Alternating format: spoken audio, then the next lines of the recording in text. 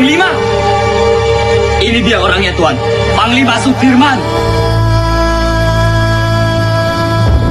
Baik, kita akan tetap melawan. Dan saya akan memimpin gerilya dari hutan.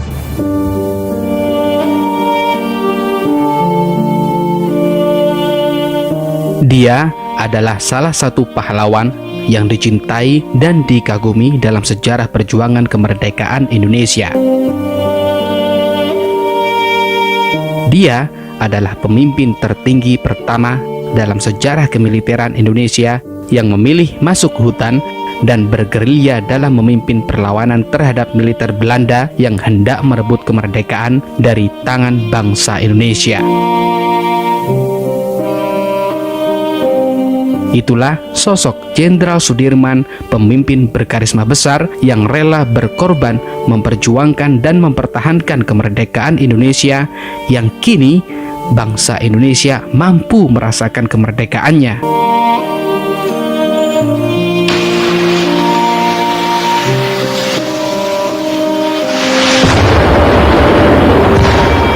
Banyak berbagai kisah heroik dan berbagai kisah kesaktian yang dialami oleh Jenderal Sudirman. Salah satu kisahnya yakni saat Jenderal Sudirman dan pasukannya sedang melakukan perang gerilya pada tahun 1948 yang senter beredar dan menjadi sejarah di tanah air. Kala itu, Jenderal Sudirman berhasil mengecoh Belanda yang berusaha menangkapnya. Dia disebut memiliki jimat yang ampuh untuk melindungi dirinya dari serangan agresi Belanda kala itu. Inilah salah satu kisah dari berbagai kisah heroik dan kesaktian Jenderal Sudirman dalam menghadapi Belanda.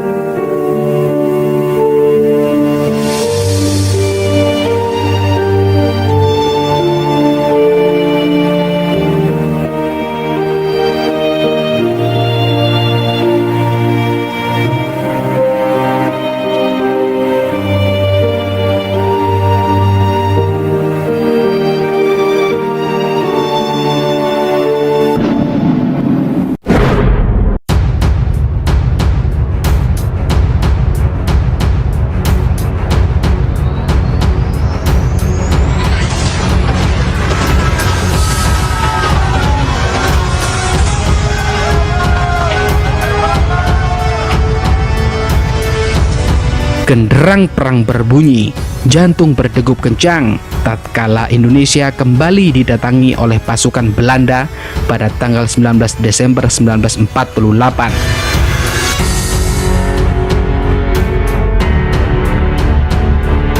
Saat itu, Belanda mulai menyerang pangkalan udara Maguwo di kota Yogyakarta, yang saat itu menjadi ibu kota Indonesia.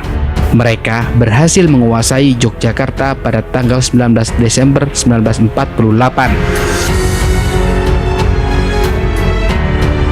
Karena Belanda terus-menerus melakukan serangan, pada tanggal 22 Desember 1948, Jenderal Sudirman memutuskan untuk meninggalkan kota Yogyakarta untuk memulai perang gerilya. Sebenarnya, saat itu Jenderal Sudirman sedang mengalami sakit TBC yang membuat paru-parunya hanya berfungsi 50%. Karena itulah, Presiden Soekarno menyarankan agar Jenderal Sudirman beristirahat lantaran terbujur sakit, dan Presiden Soekarno juga menyarankan agar tidak melakukan perang gerilya. Sekarang lebih baik Dimas pulang dan mengasuh. Dimas di sini saja bersama-sama kami. Namun, meskipun dirinya sakit parah, bagi Jenderal Sudirman tidak ada kata menyerah. Beliau adalah orang yang gigih pendirian dan berusaha secara maksimal meskipun kondisinya menyulitkan. Dan saya akan memimpin gerilya dari hutan. Kalau memang ini sudah menjadi tekad, jadikan ini perang gerilya semesta. Singkat cerita, akhirnya Jenderal Sudirman melakukan misi perang gerilya yang berlangsung pada akhir Desember 1948 hingga awal Juli 1949.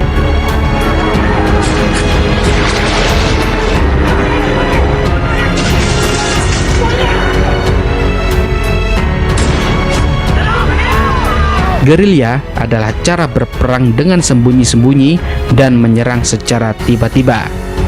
Selama perang gerilya, pasukan yang dipimpin Jenderal Sudirman melakukan penyerangan ke pos-pos yang dijaga Belanda atau saat konvoi.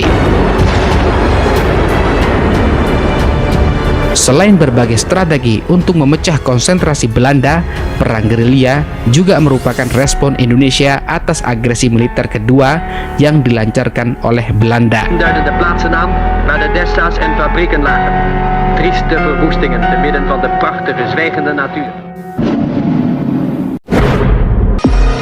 Ada kabar. Panglima besar bersama kalian sekarang. Kalaupun ada, sudah pasti Belanda akan menyerang kita ke sini. Buktinya Belanda serang Kediri. Singkat cerita, dalam gerilyanya, sesampainya di kota Kediri, pasukan Belanda tiba-tiba menemukan persembunyian Jenderal Sudirman dan kelompoknya. Diketahui bahwa keberadaan Jenderal Sudirman ini rupanya dilaporkan oleh salah seorang prajurit Jenderal Sudirman, yang mana prajurit ini adalah prajurit pengkhianat. Meskipun begitu, Jenderal Sudirman sebenarnya mengetahui hal ini. Belanda! Belanda sedang menuju ke sini. Dari arah mana, Mas? Sono! Keluar! Karena keberadaan Jenderal Sudirman diketahui oleh Belanda, dalam keadaan yang sangat genting, Jenderal Sudirman lantas mengajak para prajuritnya untuk menggelar zikir bersama. Seketika itu, Jenderal Sudirman mengatakan kepada prajuritnya, "Mari kita berzikir agar diberi pertolongan Allah. Jangan sekali-kali di antara tentara kita ada yang menyalahi janji menjadi pengkhianat nusa, bangsa, dan agama.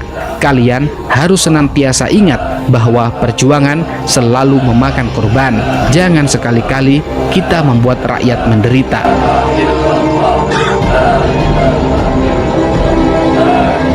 Akhirnya, Jenderal Sudirman dan para pasukannya melantunkan zikir bersama-sama.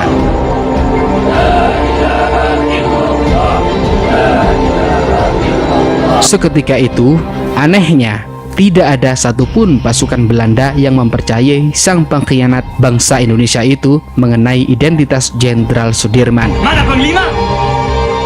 Ini dia orangnya, Tuan. Panglima Sudirman. Kiai bukan Panglima. Maka saat sang pengkhianat menunjuk Jenderal Sudirman agar dikepung oleh Belanda, dia malah ditembak mati oleh salah satu prajurit Belanda. Salah orang. Mana mungkin Panglima seperti ini? Ini Jenderal Sudirman. Ini Sudirman. Mereka ini santri. Clay, yang ini tidak becus. Kita ini tentara, kita punya martabat. Kita tidak akan tinggal diam sampai kapanpun. Sang jenderal memang diketahui ahli strategi dalam berperang dan mengecoh lawan. Meski markasnya berhasil ditembus, namun Belanda tetap gagal menangkap dirinya. Karena itulah, tidak sedikit para pejuang yang lantas kebingungan melihat kejadian tersebut. Banyak para prajurit Jenderal Sudirman yang lantas bertanya mengenai jimat sakti hingga sang jenderal besar ini bisa lolos begitu mudahnya dari serangan lawan.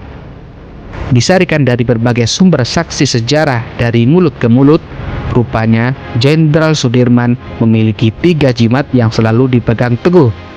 3 hal itu antara lain selalu menjaga wudhu, sholat tepat waktu, serta mengabdi pada bangsa dan negara.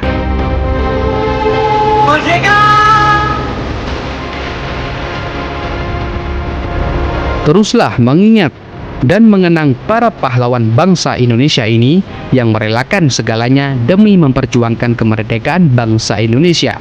Dan teruskanlah kisah perjuangan Jenderal Sudirman ini kepada anak cucu kita nanti, karena bangsa yang besar adalah bangsa yang mengenang jasa para pahlawannya. Salam Jas Merah.